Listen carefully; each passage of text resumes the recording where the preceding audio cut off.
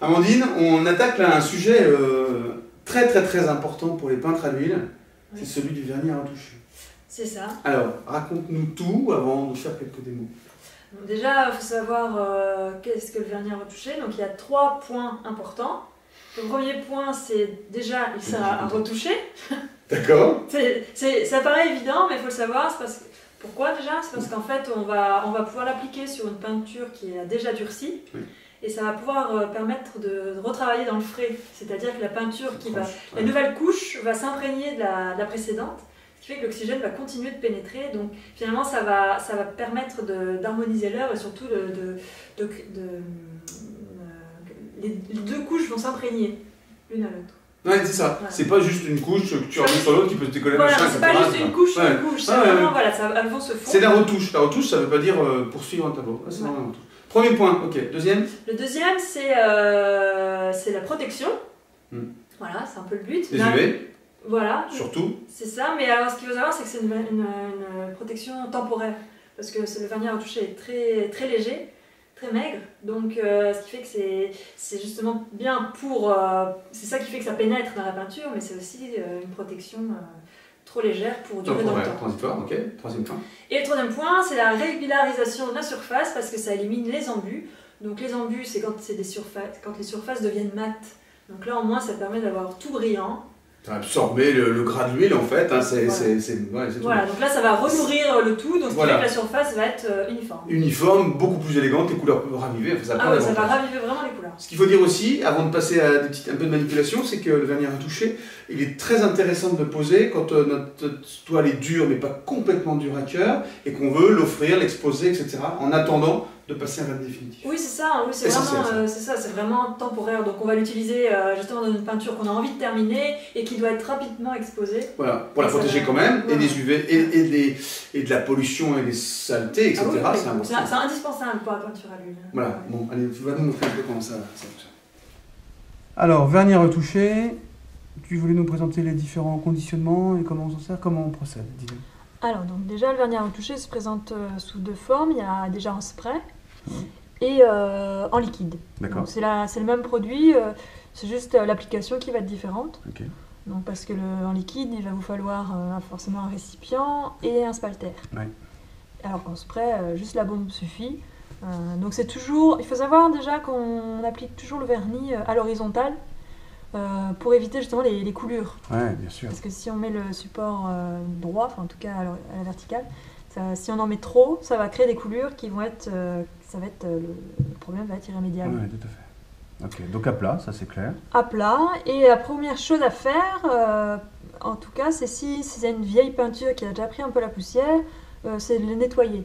Parce qu'une fois que le vernis est posé, après ça va complètement emprisonner les poussières. Donc pour ça, il faut prendre un chiffon, en tout cas quelque chose un tissu qui ne laisse pas de fibres, donc pas de coton, pas d'essuie-tout. Par exemple un torchon, voilà, un tissu convient très bien, avec juste un peu d'eau et du savon.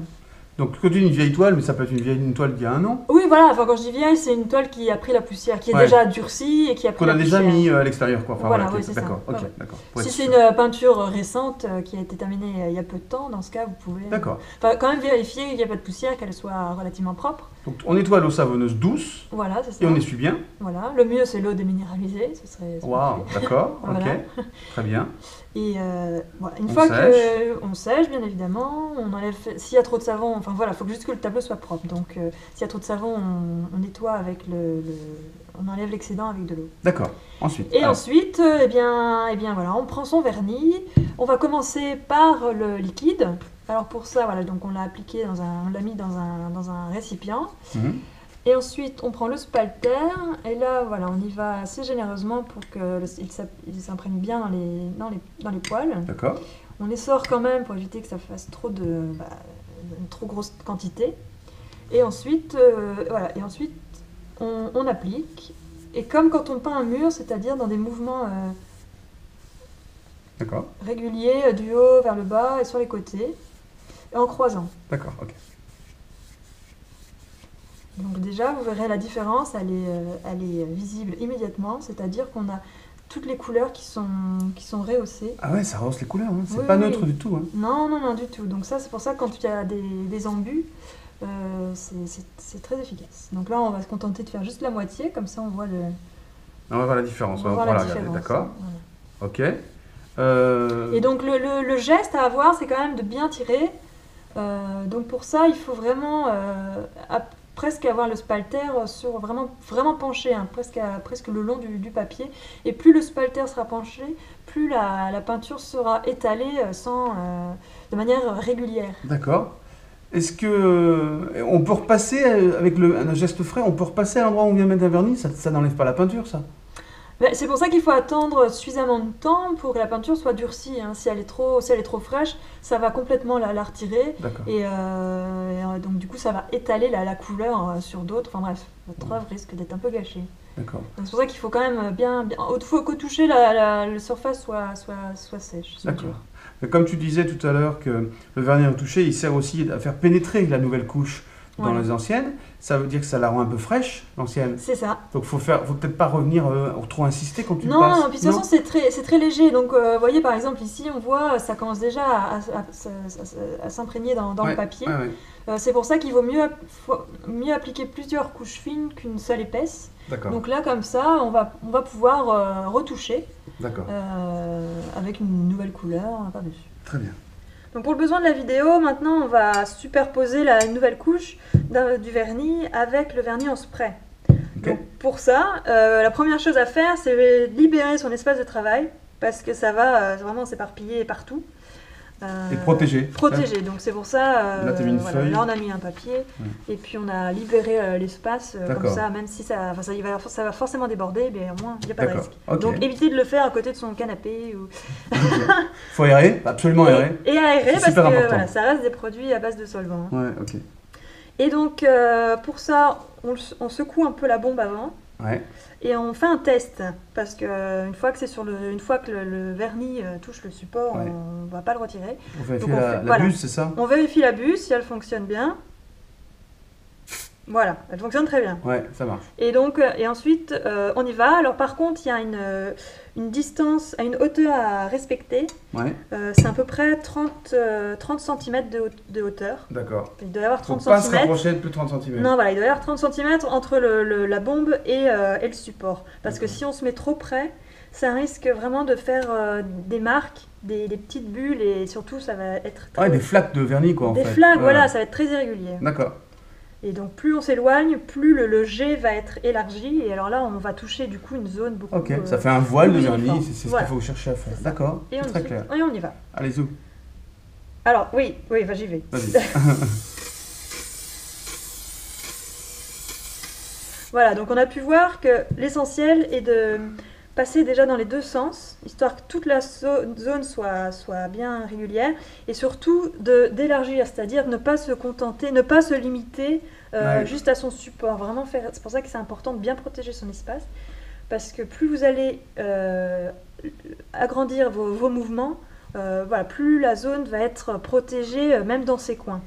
D'accord, ouais, tout à fait, sinon tu risques de louper les coins, quoi. Voilà, c'est ça, hein. Et là, donc on voit que le vernis est vraiment régulier, appliqué partout. Et on peut mettre plusieurs couches Ouais. s'il faut, hein. Mais il vaut mieux attendre de sécher un peu. Voilà, il faire faut un peu attendre. Voilà, de toute façon, il faut attendre que ça sèche un peu. Que donc, les solvants s'évaporent, voilà, c'est ça. les gaz s'évaporent. Et là, on voit une différence d'ailleurs d'un côté et de l'autre, parce que ça fait deux couches finalement Voilà, c'est de ça. vernis Ouais. d'un côté et une couche de l'autre. Voilà, c'est ça. Et on voit par exemple sur l'œil, Ouais. c'est beaucoup plus brillant que Ouais. sur le fond, Ouais. parce que le fond étant très maigre, le vernis a été déjà absorbé par le papier, alors que l'œil qui a été travaillé avec l'huile Ouais. a beaucoup plus de matière, donc c'est pour ça qu'on a une différence Ouais, c'est super intéressant. d'effet. Donc là, quand on est dans ce cas de figure-là, il faut attendre et repasser une deuxième couche. Voilà, c'est ça. Là, il faut attendre, repasser une deuxième couche, etc. Ok. Eh bien, donc, pour continuer l'explication sur le vernis à retoucher, on va maintenant montrer qu'on peut donc repeindre sur la peinture une fois que le vernis a été posé. Parce que non seulement voilà, la zone est protégée, en tout cas elle devient un peu plus brillante et avec une zone régulière. Là, on va pouvoir remettre une couche de peinture qui va s'imprégner dans la précédente. Donc en fait, l'avantage, c'est le durcissement dans le temps. Ouais, d'accord. parce que ça va permettre de créer un durcissement en profondeur. Donc voilà, pour la vidéo, j'ai envie d'accentuer mes ombres. Donc pour ça, voilà, je vais prendre ma couleur. Je trouvais magnifique cet œil pourtant. Hop, et voilà, on voit qu'on peut ensuite peindre par-dessus.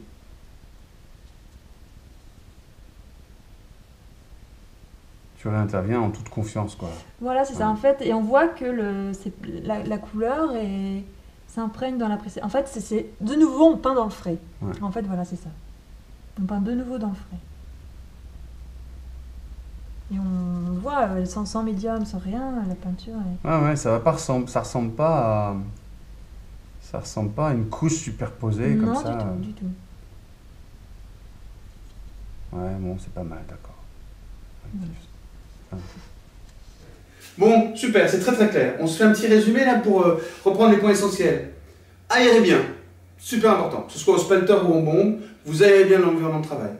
Il faut protéger l'environnement de travail, Ouais, surtout pour le spray. Surtout pour le spray. Et après, il y a 3 usages. Voilà, il y a la protection temporaire, il y a l'uniformisation. Les embus, là, vous savez, pour enlever les mats brillants, ouais. Et le fait de pouvoir repeindre dans le frais.